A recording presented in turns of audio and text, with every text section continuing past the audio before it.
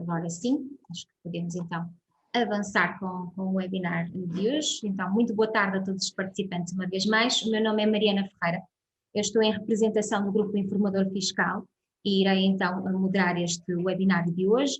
O Informador Fiscal, em parceria com a PRA, portanto, Raposo Sá Miranda e Associados, Sociedade de Advogados, decidimos então realizar este mês dedicado à insolvência. Portanto, durante o mês de julho vamos disponibilizando de forma gratuita conteúdo relativamente à temática da insolvência, com artigos de opinião, esclarecimentos, webinários, que vamos realizar um por semana, será todas as terças-feiras. E hoje será então a vez deste primeiro webinário dentro da temática da insolvência. É uma parceria com o PRA, como acabei de dizer. Agradeço desde já a colaboração e esta parceria, em especial ao nosso orador convidado hoje, que é o Dr. João Baldaia, irá fazer a sua apresentação sobre a temática insolvência de pessoa coletiva e plano de insolvência na ótica da recuperação. Eu agradeço desde já ao Dr. João Baldaia pela colaboração e pela disponibilidade em estar cá a fazer a apresentação. Irá então decorrer a apresentação do Dr. João e logo de seguida haverá espaço para questões relacionadas ao tema. Quem quiser colocar a sua questão poderá fazê-lo através do bate-papo ou então da área reservada para perguntas e respostas.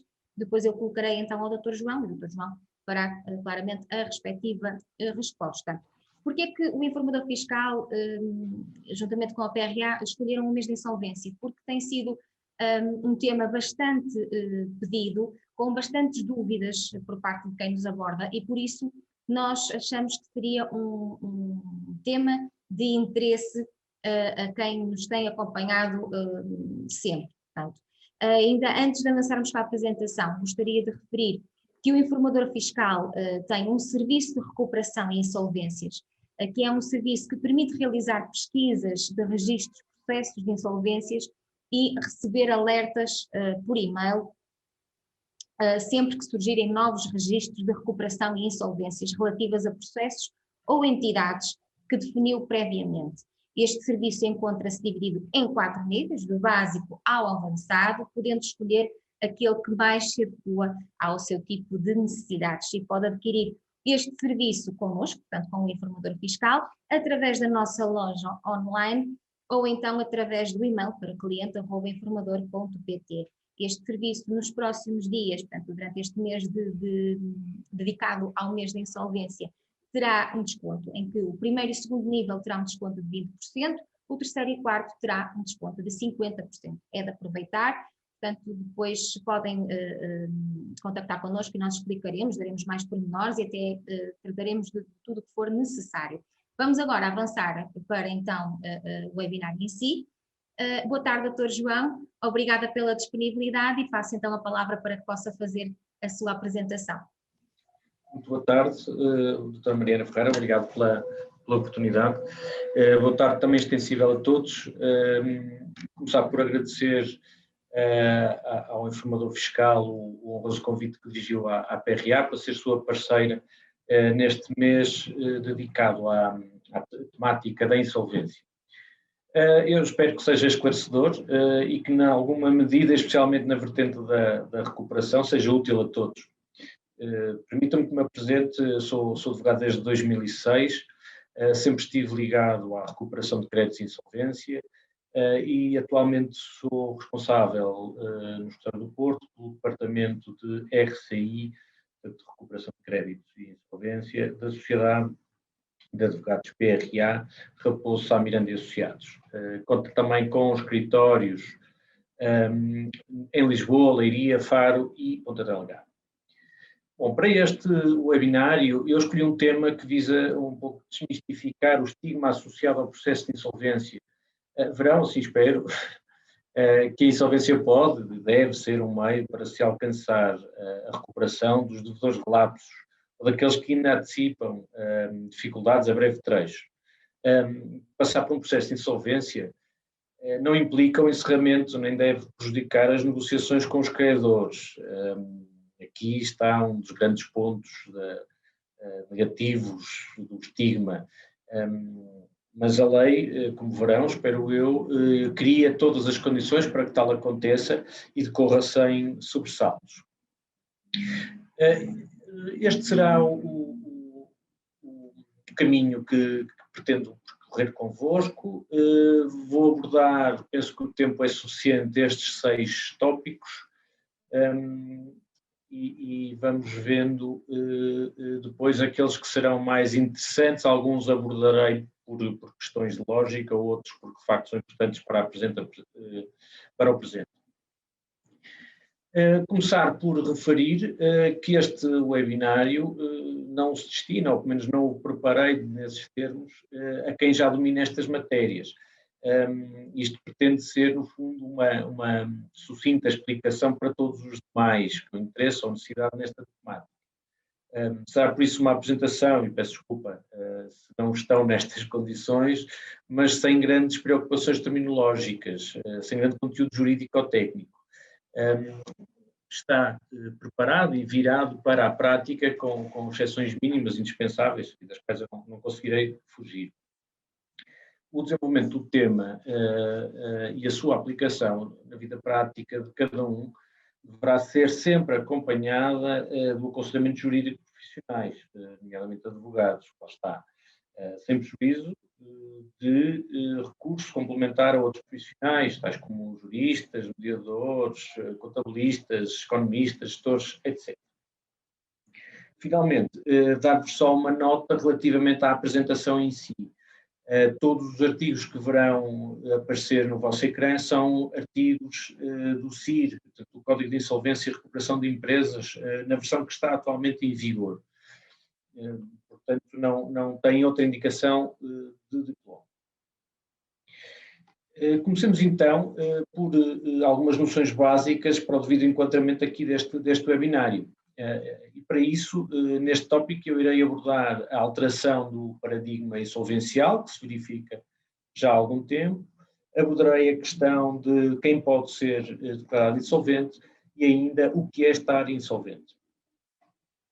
Ora, com o Código de Insolvência, que está em vigor desde 2004, procurou-se afastar da economia todas aquelas entidades, singulares ou coletivas, que se encontravam insolventes, falidas, para usar um termo mais corrente, que foi empregado no anterior SPREF. Este regime estava virado para a liquidação dos insolventes, para a venda dos eventuais ativos que ainda subsistiam e, posteriormente, o encerramento da atividade.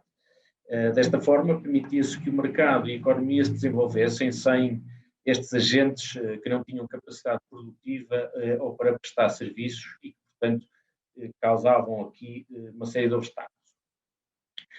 Já então, diga-se, em 2004 havia a figura do plano de insolvência, mas este como alternativa à liquidação. Mas, apesar de tudo, não era muito usado ou não era não estava especialmente preparado para a recuperação. Porém, em 2012, o paradigma da liquidação foi abandonado e passou a dar-se primazia à recuperação das empresas. O contexto é aquele que todos ainda temos bem fresco na memória. A intervenção da Troika no rescaldo da crise que assolou o mundo, em particular Portugal, após 2010. Se repararem no slide que tem à vossa frente, temos o artigo 1º que define a finalidade do processo de insolvência, e na primeira coluna temos a redação de 2004 e na segunda a redação de 2012. Ora, vê-se bem qual foi a alteração. Passamos da liquidação do património de um devedor insolvente e a repartição do produto obtido pelos credores para a finalidade de satisfação dos credores pela forma prevista de um plano de insolvência baseado na recuperação da empresa compreendida na massa insolvente. O que é que se pretendeu? Foi salvar o tecido empresarial existente do grande tsunami que houve com a crise do subprime, essencialmente. E para esse efeito foram dados vários meios e mecanismos para tal ser possível. E foi assim que o CIR foi objeto de várias alterações que acabaram por ser desenvolvidas e complementadas até aos dias de hoje e que visam, como já referi, a recuperação das empresas em dificuldades ou mesmo em situação de insolvência. Importa agora que nos debrucemos um pouco sobre quais são os sujeitos ativos, quais são aqueles que podem ser alvo de um processo de insolvência. Naturalmente que as pessoas singulares como as coletivas podem ser, mas interessa-nos para efeitos deste webinário focar-nos nas empresas. Ora, isso leva-nos a uma outra categorização que consta do CIR, que nos dá uma noção de empresa, no seu artigo 5º. Ora, aqui as empresas são vistas como toda e qualquer organização de capital e de trabalho destinada ao exercício de qualquer atividade económica.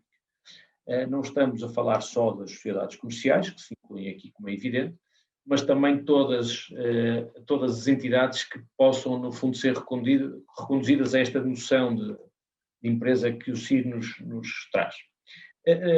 Só abordar esta questão de que, além das empresas e das pessoas singulares, outras entidades podem ser declaradas insolventes. O elenco exemplificativo consta do artigo 2, e estamos a falar de empresários em nome individual, heranças, sociedades civis, sociedades comerciais irregulares, quaisquer outros patrimónios autónomos podem ser declarados insolventes. Dar também aqui, ou alertar para a definição que consta do artigo 6º do CIR e a noção de administradores das empresas. É importante ter presente esta definição, porque não só por aquilo que todos sabem, penso eu, que estamos a falar de entidades que são responsáveis, titulares dos órgãos de representação das sociedades, ou a gerência, o administrador, e não estamos a falar de sócios ou dos donos das empresas, se quiserem, detentores do capital social.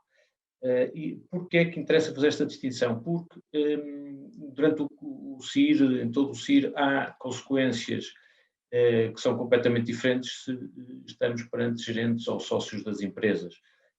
Nomeadamente a primeira tem a ver com o facto de a apresentação à insolvência por parte de uma empresa caber aos gerentes ou administradores dessa empresa e não aos sócios, que até, inclusive, podem opor-se ou discordar desta decisão que cabe inteiramente aos responsáveis legais.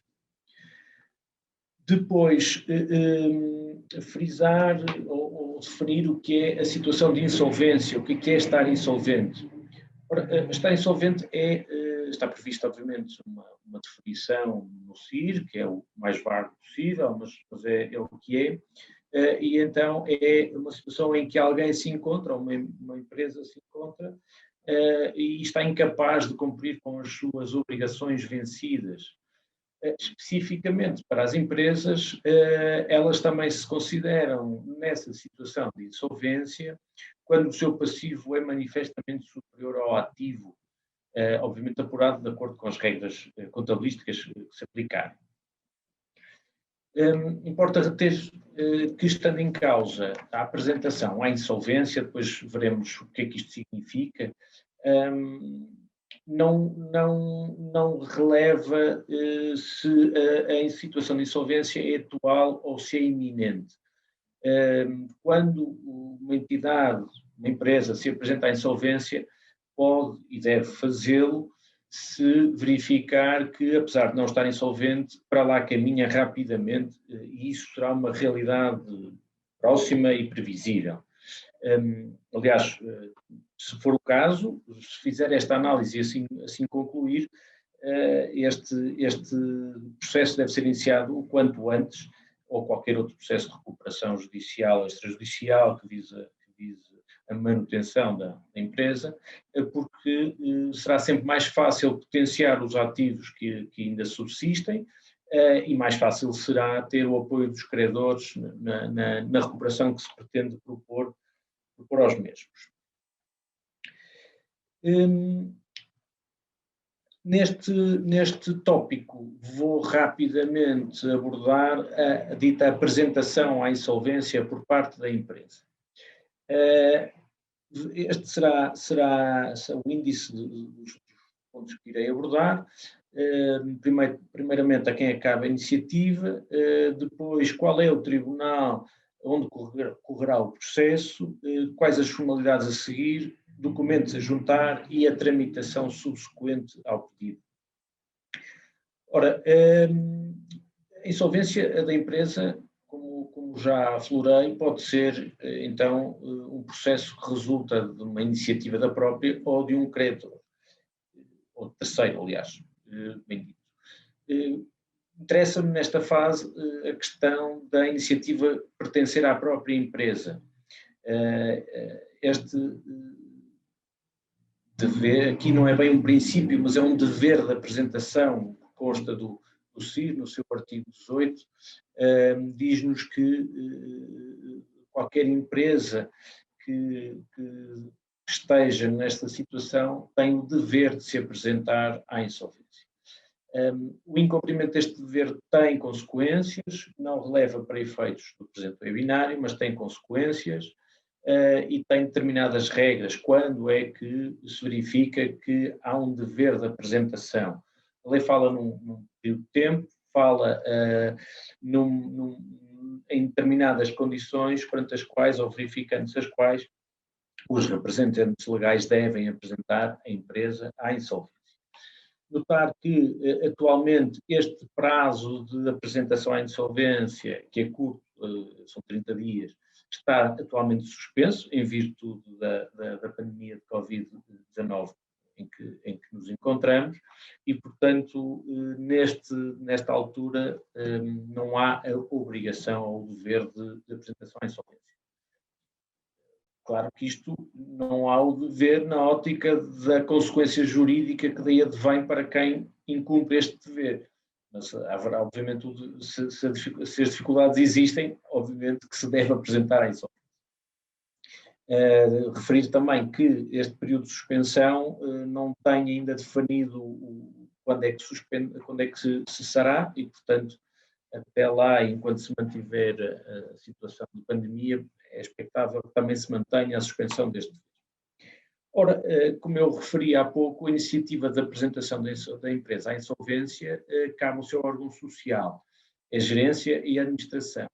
Se porventura, e é importante que se retenha isto, for uma outra entidade a apresentar, a avançar com o pedido de insolvência, por exemplo, um sócio aqui, ou um credor, aqui nós estamos a falar da iniciativa pertencer à empresa, pertence sempre a um terceiro, e já não se fala em apresentação, e veremos esse ponto mais à frente. Rapidamente, o tribunal competente para julgar o pedido de insolvência é o juiz de comércio da comarca da sede da empresa, ou então aquele em que se encontra o centro dos principais interesses da empresa. Só referir que acontece várias vezes que, previamente à apresentação à insolvência, há uma alteração da sede, de forma que o tribunal competente para julgar este processo seja um outro.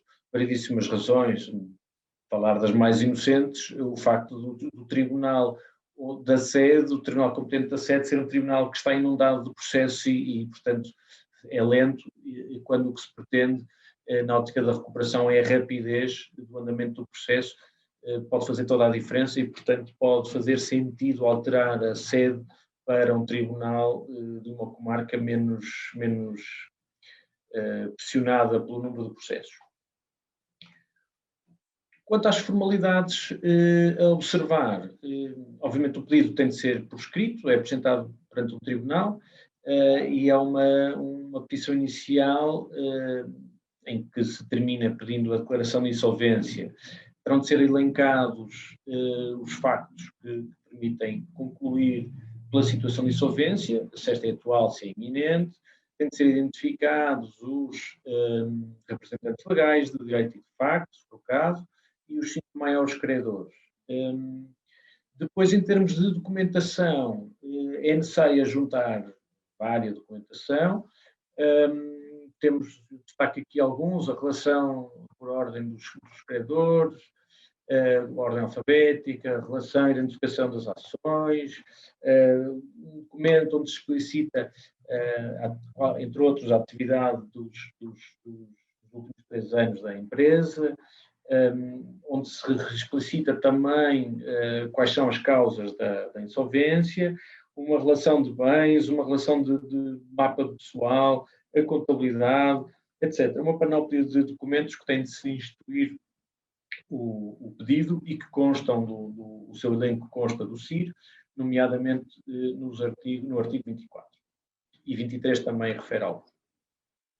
Ora, apresentada e distribuída em juízo a petição inicial, o Tribunal tem de tomar posição quanto à mesma, num curto prazo. A lei refere até ao 3º dia útil subsequente. Confesso que nunca assisti a tal rapidez, mas também é um pouco irrelevante esta parte. A verdade é que esta primeira análise por parte do Tribunal é uma apreciação liminar. Aqui o que é que o Tribunal faz? Limita-se a verificar se há algum fundamento para indeferir o pedido, por exemplo, porque considera que ele é manifestamente improcedente ou porque está ferido de invalidades que não são supríveis. Por outro lado, deve-se entender que não é de indeferir e se considerar que ainda assim que há ali insuficiências, deve notificar a empresa para suprir essas deficiências ou juntar documentos em falta, acontece com alguma regularidade. Se não fizer nada disto, então vai declarar imediatamente a insolvência, na medida em que a apresentação à insolvência por parte da empresa, do devedor, equivale ou tem o valor de confissão.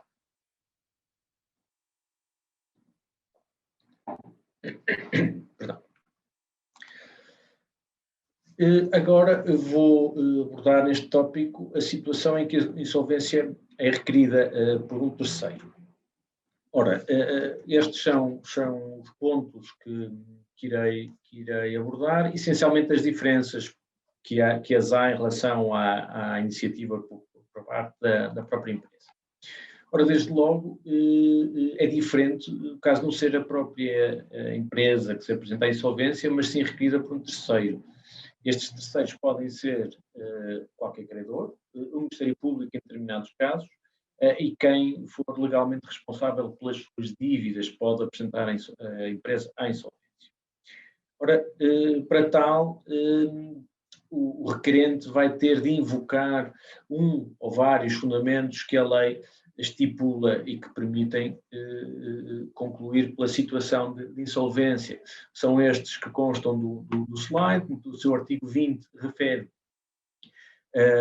vários fundamentos: a suspensão da generalidade de pagamento das obrigações vencidas, falta de pagamento de uma ou mais obrigações que, pelo seu valor e circunstâncias de cumprimento, revelam a impossibilidade de o devedor satisfazer a generalidade das suas obrigações, e depois fuga do titular, dissipação de património, insuficiência de bens, continua a insuficiência de bens penhoráveis apurados no âmbito do processo, incumprimento de obrigações de determinado tipo, como sejam as de um plano de insolvência, tributárias, por aí fora. Temos, quando a insolvência é requerida por um terceiro, algum destes fundamentos, pelo menos um, terá de se verificar. Sendo a insolvência requerida, temos as seguintes especificidades. Neste caso, a petição já terá de conter uma origem, natureza e montante do crédito do requerente sobre a empresa. Tem de oferecer com ela todos os elementos que possua relativamente ao ativo e ao passivo, e assim também os documentos que foram elencados anteriormente, esses têm também de ser juntos dentro das possibilidades do requerente. Se não tiver essa possibilidade, caberá ao requerente pedir a notificação da empresa para a junção desses documentos. Importa aqui alertar que a apresentação da prova tem de ser no momento em que se apresenta a petição inicial, tem de ser com a petição inicial, não sendo possível a sua indicação, com algumas exceções mais à frente, mas especialmente a prova testemunhal tem de ser logo indicada com a petição inicial. Depois da apresentação da petição inicial, há esta mesma fase da apreciação liminar por parte do Tribunal, que no fundo tem os mesmos efeitos que eu já referi, e não havendo motivo para indeferimento e logo que estejam sanadas todas as deficiências suscitadas pelo Tribunal, procede-se à citação da empresa.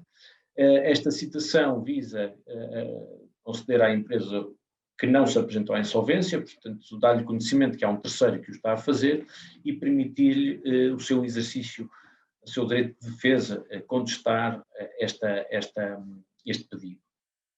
A citação é dirigida à morada que consta do Registro Nacional de Pessoas Coletivas, que normalmente corresponde à sua sede, e tem agora uma das grandes dificuldades que existia até há relativamente pouco tempo, era o não recebimento por parte da requerida, que às vezes até se encontrava fechada, desta citação, o que atrasava sobremaneira o processo. Esta situação agora está ultrapassada, a citação é enviada para a sede e tem-se por citada, passado algum tempo, e o processo poderá prosseguir. Com a citação, a empresa pode opor-se ao pedido e para isso tem um prazo curto de 10 dias e que caberá a essa empresa provar a sua solvência ou então a inexistência dos fundamentos que são invocados no pedido. Depois de deduzida a oposição, haverá lugar a um julgamento. Também refere a lei que nos 5 dias subsequentes, normalmente não é assim, demora mais tempo, e as testemunhas são a apresentar, alertar só que a falta das partes ou dos seus mandatários não é motivo para adiamento do julgamento e tem consequências se faltar a própria empresa, se faltar o mandatário da própria empresa e o seu representante, tem-se por confessada a situação de insolvência. No caso de ser o requerente a não comparecer, então temos a lei considera que houve uma desistência desse pedido e, portanto, o processo finda aí. Quer a iniciativa seja da empresa, quer de terceiro, se estiver insolvente, vai ser preferida uma sentença que a declara como tal e, portanto, uma breve análise, porque tem alguns aspectos interessantes para o presente webinar. Ora, rapidamente, o seu conteúdo e efeitos serão os que constam deste slide, portanto, terá de identificar a hora, a data em que foi proferida, tem de ter de identificar os representantes legais, tem de nomear um administrador de insolvência, determina a entrega ao administrador de insolvência de diversos documentos, decreta a apreensão de bens e da contabilidade, assim como outros efeitos e conteúdo que consta deste elenco do artigo 36. Depois de proferida a sentença, a empresa vai ficar privada da administração do seu ativo, exceto, e esta parte é importante para o que nos interessa, se esta pediu que a administração se mantivesse consigo. Recorreu à figura, uma figura que veremos mais adiante e que importa, que é bastante importante para efeitos do plano. Outros efeitos têm lugar, destacaria só aqui alguns. Os administradores mantêm as suas funções desde que não sejam asseguradas pelo administrador. E essas funções deixam de ser remuneradas. Depois, veremos que se a administração se mantiver com a empresa, com a devedora, esta remuneração mantém-se como remunerada. A empresa e os seus representantes legais, com a declaração de insolvência, ficam obrigados a prestar toda a colaboração nomeadamente ao ser administrador de insolvência, e este passa a substituir a empresa em todas as ações pendentes. As ações executivas suspendem-se, porque estamos a falar do património que passa a ser apreendido e será vendido no âmbito da insolvência, ou pelo menos sob o controle desta, e, portanto, faz sentido que as ações executivas se suspendam e todas as dívidas, todas as responsabilidades da insolvente vencem-se independentemente do prazo de ter verificado ou de estar em incumprimento. Quanto à questão da administração pelo devedor, esta é uma medida muito importante, volto a frisar, e potencia as possibilidades de recuperação da empresa. Vão perceber porquê. Tem determinados pressupostos, vai ter determinados efeitos, vamos abordar a questão da remuneração dos representantes legais e depois vamos ver em que condições é que ela termina. Esta figura permite, desde logo, que a empresa evite que a sua administração passe a ser assegurada, depois da declaração de insolvência, pelo administrador de insolvência, nomeado quando da sentença.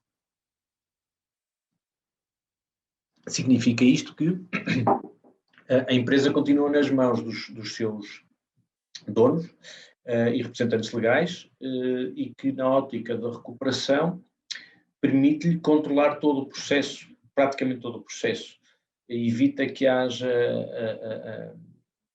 que algo impeça a elaboração ou a implementação do plano que pretende apresentar.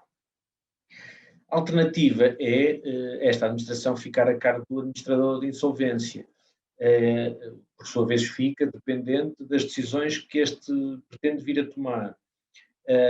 E não é certo que quer a atuação, quer a visão deste administrador de insolvência coincida com a da empresa, com quem está à frente da empresa, ou está, e, portanto, pode não dar origem à recuperação pretendida. Ora, vejamos então quais são os pressupostos.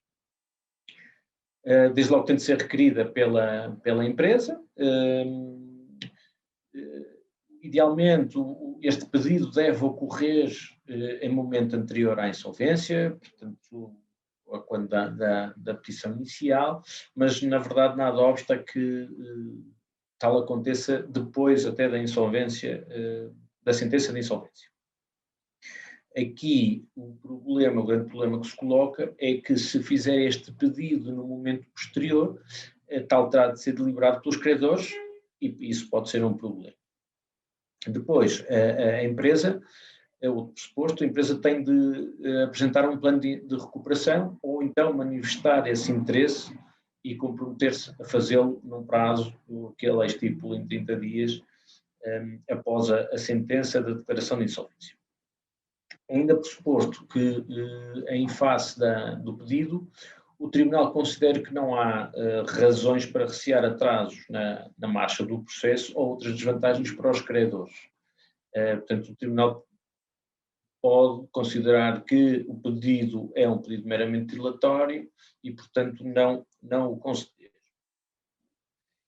Finalmente, quando a insolvência é requerida por terceiro, também se exige que o requerente da insolvência, esse terceiro, dê o seu acordo à manutenção da administração da empresa. Aqui também vemos que uma empresa que pretende pretende recuperar-se por via de um processo de insolvência, fica sempre mais salvaguardada se iniciar ela própria esse processo e não deixar que tal fique a cargo de terceiros, porque depois pode ter este risco de não ter o apoio ou o acordo deste terceiro na manutenção da administração a seu cargo. Ora, assegurada esta observância destes pressupostos, o Tribunal vai decretar a administração e que se mantém a cargo da empresa. Consequências ou efeitos.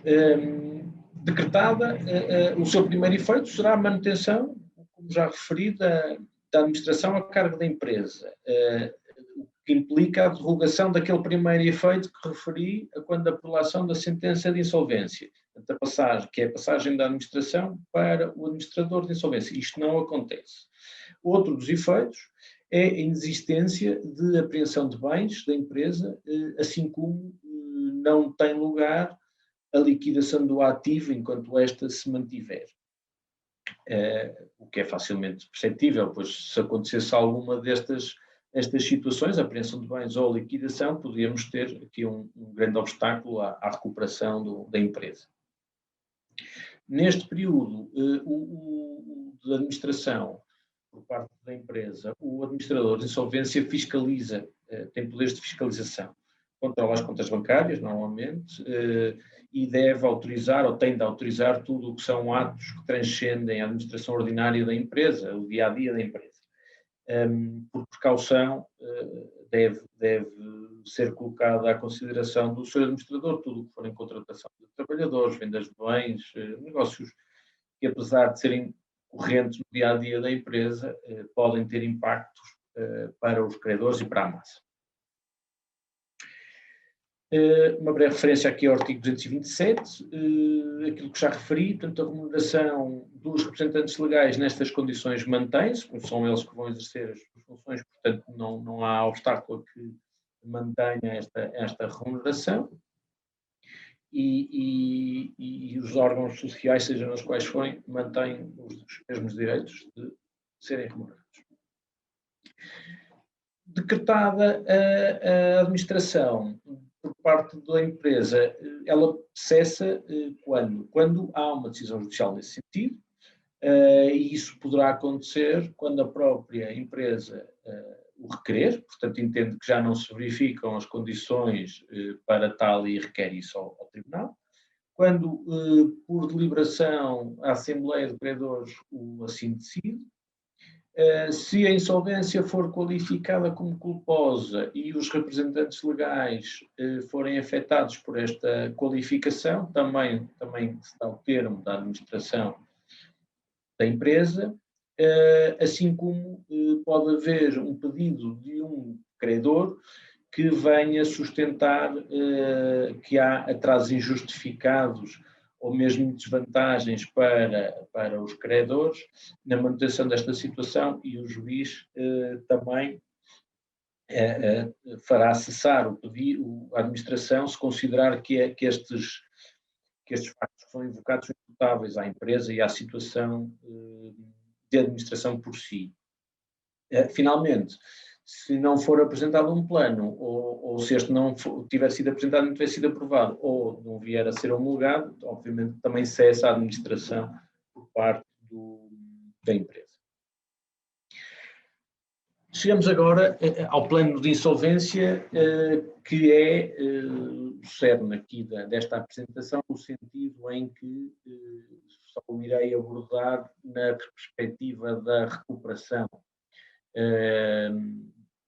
Eu relembro o que comecei por referir no início. O atual regime de insolvência mudou o paradigma e agora dá-se prevalência à recuperação de empresas em detrimento da liquidação. Este, pelo menos, é o teor da lei, é o que diz a lei. E plano de insolvência pode ser de várias ordem, sendo da recuperação um deles, uma das modalidades. Há 3 ou 4 modalidades e a recuperação é uma delas. Para efeitos deste webinário, vou-me debruçar unicamente sobre a recuperação por via do plano. Ora, os tópicos que iremos abordar serão as considerações iniciais, básicas, falar sobre a legitimidade, os princípios e os limites dos planos, falar sobre o conteúdo, formalidades e tramitação do plano e, finalmente, a aprovação, homologação e falar dos efeitos no curso do plano. Então, o que é que se entende por plano de recuperação? É muito simples, não é mais do que um plano que visa prover pela recuperação da empresa, do devedor, mantendo a sua atividade, ainda que a manutenção da sua atividade decorra da constituição de uma ou mais sociedades com transferência de património, departamentos. Distingue-se do plano de insolvência na medida em que atualmente este plano visa unicamente, este plano de insolvência, não o plano de recuperação, visa unicamente a liquidação controlada dos bens que forem apreendidos para a massa insolvente. Concluído este plano de insolvência, a empresa é extinta. Isso não acontece no plano de recuperação, a ideia é exatamente o contrário, é que prossiga a sua atividade, que se mantenha mesmo com a extinção com a aprovação, homologação do plano e até depois da sua aplicação total. Quem é que pode apresentar este plano? Bom, em termos de legitimidade, a própria empresa, que lá está, o senhor administrador de insolvência, se entender que é viável a apresentação do plano, qualquer pessoa que responda pelas dívidas da insolvência e ainda um credor ou um grupo de credores que, pelo valor dos seus créditos, representem uma fação grande. E, portanto, penso que é um quinto que refere a lei, que é necessário para ser proposto por um grupo de credores. Aproveito, embora não tenha que ver com legitimidade, mas neste momento para referir a questão da oportunidade. Uma coisa é a apresentação do plano, outra é a manifestação da sua apresentação. O proponente deve fazê-lo se for a empresa na petição inicial, como vimos, ao mesmo tempo em que requer a manutenção da administração na sua posse. Se não o fizer, na verdade, nada obsta que apresente manifeste essa vontade de apresentar um plano. Aliás, acontece com grande frequência aparecer essa manifestação como alternativa, às vezes até mais do que uma, à proposta apresentada pelo Sr. Administrador de liquidação do ativo da empresa no âmbito do no âmbito do relatório que tem necessariamente de apresentar. Se a insolvência for requerida por terceiros, aqui a empresa, se for o caso, se for ela que pretende apresentar o plano, deve fazê-lo no prazo da oposição. Mas também nada obsta que seja manifestada essa intenção em um momento posterior. Quanto aos princípios e limites do plano, o artigo 192 elenca um princípio geral, que é o plano só pode afetar de forma diversa a esfera jurídica dos interessados e direitos de terceiros, desde que tal seja permitido pelo CIR. E desde que os afetados, negativamente entenda-se, nisso consintam. Depois, o plano de recuperação tem de obedecer ao princípio da igualdade dos credores, sendo certo que admite duas exceções quando há razões objetivas para um tratamento desigual ou quando nisso consinta o próprio credor que é tratado de forma desfavorável. E isto é evidente quando esse credor vota a favor do plano, mesmo que as condições que constem daquele plano sejam diferentes para melhor relativamente a credores que estão nas mesmas condições, não se considera que este princípio de igualdade foi violado. Por esta razão, porque o próprio consentiu, votou favoravelmente a favor desse plano. Outra questão que é importante abordar e ter em mente é que, na ausência de previsão no plano, em sentido diverso, não é possível afetar os direitos decorrentes de garantias reais e privilégios creditórios. Além disso, se nada for dito em contrário, os créditos subordinados consideram-se totalmente perdoados. Finalmente, alertar que o cumprimento do plano exonera, a empresa e os responsáveis legais da totalidade das dívidas da insolvência remanescentes. Finalmente, agora sim, relativamente às condições que podem estar previstas no plano, estas só serão admitidas se a verificação do evento ocorrer antes da homologação. Caso contrário, não é possível ter condições no plano. Quanto ao seu conteúdo, vigora aqui o princípio da liberdade total, sem prejuízo, obviamente, dos princípios e limites que anteriormente referi. Para que estejamos perante um verdadeiro plano de recuperação, este tem de indicar de forma clara as alterações que imporá para as posições jurídicas dos credores de insolvência, tem de indicar a sua finalidade, que a sua finalidade é a recuperação da empresa, deve descrever as medidas necessárias, quer já realizadas, quer a realizar, descrever a sua situação patrimonial, financeira e redentícia, indicar de forma que serão satisfeitos os credores, qual o impacto que essas alterações vão ter por comparação com a situação em que não se verificaria o plano, e depois indicar quais são as normas que são derrogadas por via do plano. Tudo isto está previsto no artigo 196, que depois, e 198 também, que nos dá um elenco das medidas, de algumas medidas disponíveis para o plano. E aqui podemos falar de variedíssimas. Estamos a falar de perdões e de redução dos créditos sobre a insolvência, estamos a falar de modificações de prazos de vencimento, taxas de juros que estão em vigor, estamos a falar de construção de hipotecas, de penhores, de qualquer tipo de garantia é possível no âmbito deste plano, até a cessão de bens a determinados credores é possível. No caso das empresas, falamos de algo mais complexo, podemos falar em alterações do capital social, tal como a redução do capital, incluindo para zero, mas aqui é preciso ter um aumento subsequente posterior, obviamente aqui há uma injeção de capital por parte de quem procede a este aumento, pode ser interessante, porque afasta, no fundo, esse será um dos grandes interesses, não só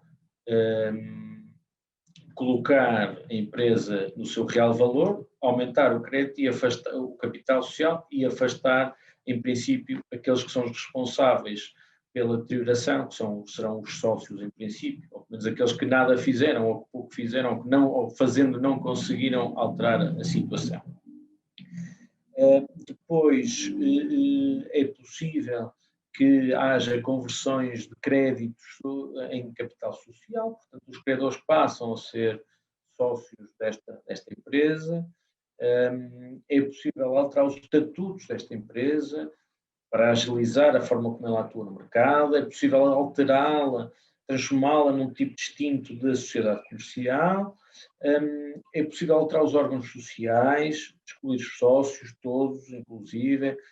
Temos uma panóplia enorme de soluções, sendo que este elenco não é taxativo, inclusive podemos ter a constituição de novas sociedades para explorarem um ou mais estabelecimentos que foram, entretanto, adquiridos à massa insolvente. Claro que isso implica uma contrapartida para a massa.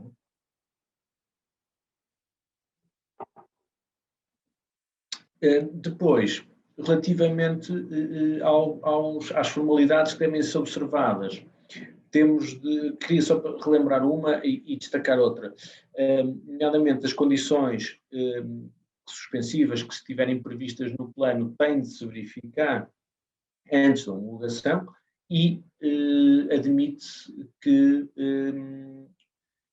se o plano impuser a manutenção da exploração da empresa,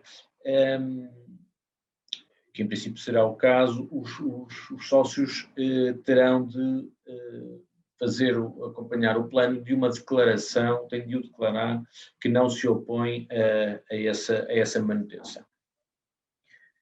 Em termos de tramitação, temos a sua apresentação nos prazos legais, temos uma análise prévia por parte do juiz que pode, desde logo, recusar a admissão do plano ou aceitá-lo. Ora, ele irá recusá-la, irá recusar o plano, ou a proposta do plano, quando verificar que há violação de preceitos sobre a legitimidade, por exemplo, de quem o apresenta, violação de preceitos relativos ao seu conteúdo ou vícios que são insuperíveis. Ou então, que são superíveis, mas cujo prazo, entretanto, decorreu e eles não foram ultrapassados. Também pode não admitir o plano quando considerar que a aprovação por parte da Assembleia é manifestamente inverosímil, ou então que a própria homologação também o será. Deve recusar ou não admitir o plano quando entender que ele não é execuível e, inclusive, quando lhe é pedido pelo próprio administrador de insolvência que não admita o plano, desde que, neste caso, tenha o acordo da Comissão de Credores, se esta existir, se não existir, obviamente, não existe desta possibilidade, mas não pode ser o primeiro plano que é apresentado pela empresa. Nada obsta que a empresa apresente vários planos à medida que vão sendo chumbados e o administrador pode, nesta situação, entender que não se justifica a admissão de mais planos sob pena de eternizar o processo. Se não for recusado, há uma fase de recolha de pareceres, em que são ouvidas algumas entidades, nomeadamente o administrador, a Comissão de Credores, sobre o plano em si. É um pouco irrelevante, será útil eventualmente para a homologação por parte do Tribunal, pode ser relevante para o proponente alterar o plano se entender que faz sentido aquilo que o parecer que é invocado por alguma dessas entidades, se for no sentido de haver ali algum problema com o plano ou de homologação, ou o que for. Depois da recolha de pareceres, que pode não acontecer, é agendada a Assembleia de Credores, onde se irá discutir, onde podem ser introduzidas alterações ao plano e que serão aceitáveis, ou serão possíveis, se não alterarem o cerne do mesmo. Não podemos passar de um plano que prevê a recuperação da empresa para um plano que, de repente, visa a liquidação da empresa e, portanto, há aqui uma alteração total do plano em si e, neste caso, não podem ser admitidas estas alterações. Alertar também que que podem ser, então, alteradas o plano, sendo certo que, independentemente disso, os credores podem requerer a votação por escrito. Para estes efeitos, no âmbito da Assembleia de Credores, podemos ou não ter a aprovação do plano. Esta aprovação depende, todavia, logo de um primeiro quórum, chamado quórum constitutivo. Ou seja, para haver a votação, terá de estar reunido um número suficiente para a mesma. E a lei refere que para haver este quórum é necessário que votem 1/3 dos credores, com direito de voto, e que deste 1/3, 50% correspondam a créditos não subordinados. Ou seja, não podemos estar perante créditos que sejam de pessoas especialmente relacionadas com a empresa, como sócios, remunerados de sócios, etc. Esse elenco consta do artigo 49 do CIR. Depois, tendo o quórum deliberativo, para que o plano se considere aprovado, é então necessário que tenha sido votado favoravelmente por 2/3 dos votantes e que desses 2/3, metade corresponda a créditos não subordinados.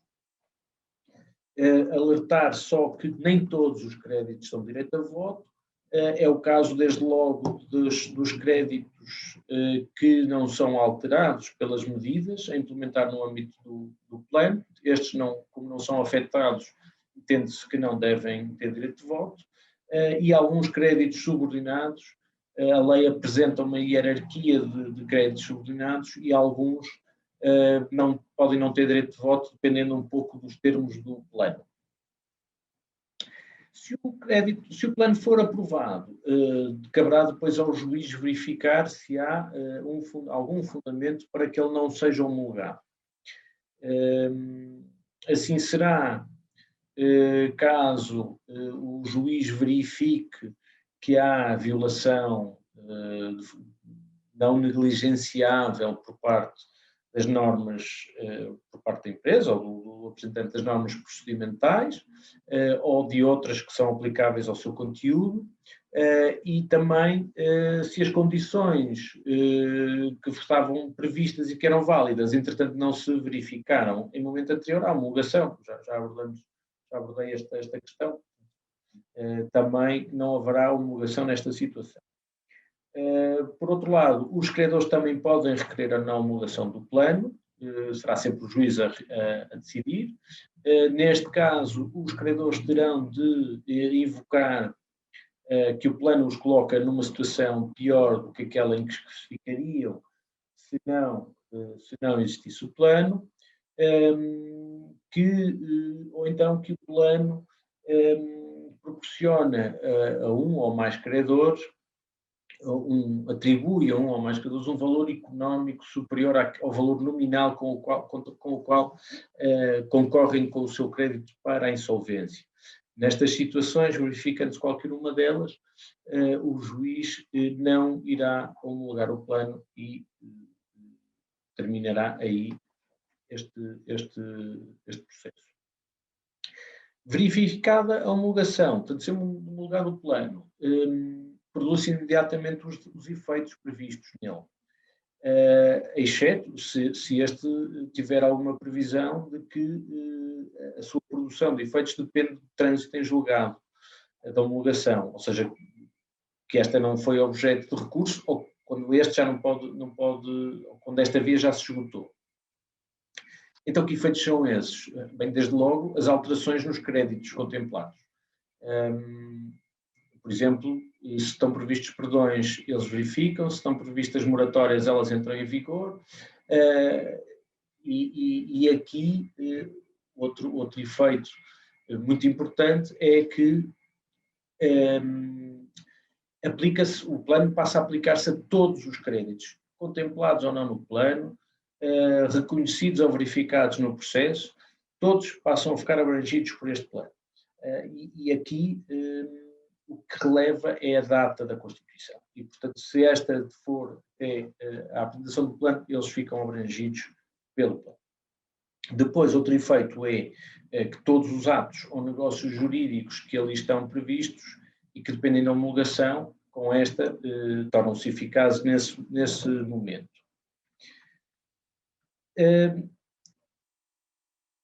Outro efeito, se estiver previsto, é com a aprovação, com a homologação do plano, é o início das funções do Sr. Administrador de Insolvência. Ele pode assegurar aqui a fiscalização do plano durante um determinado período, e se estiver previsto, ele tem início nessa altura esse efeito, tem início as suas funções, e em princípio será chamado a praticar determinados atos ou autorizar atos de relevo, será um pouco por aqui. Uma última nota para referir que, relativamente aos garantes, digamos que alertar que não é um efeito, a estes não se aplica, não tem alteração nenhuma, é o facto das medidas previstas no plano não afetarem os direitos dos credores sobre terceiros. Portanto, os terceiros que garantem créditos ali incluídos no plano não podem invocar, por exemplo, o perdão de parte da dívida e beneficiar disso, e, portanto, não são afetados pelos efeitos normais de um plano.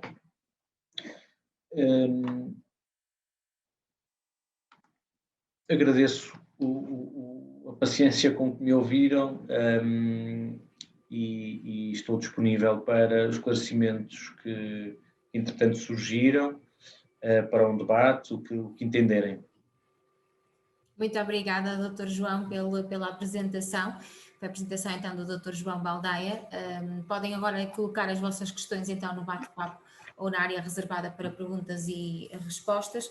E como fomos abordados também a propósito do Serviço de Recuperação e Insolvências do Informador Fiscal, eu quero deixar aqui uma nota. Portanto, nós iremos disponibilizar para quem quiser usufruir deste serviço durante um período de tempo para usar uma versão demonstrativa, de forma a conhecer um bocadinho mais este produto, poderão entrar em contacto connosco através do e-mail cliente@informador.pt.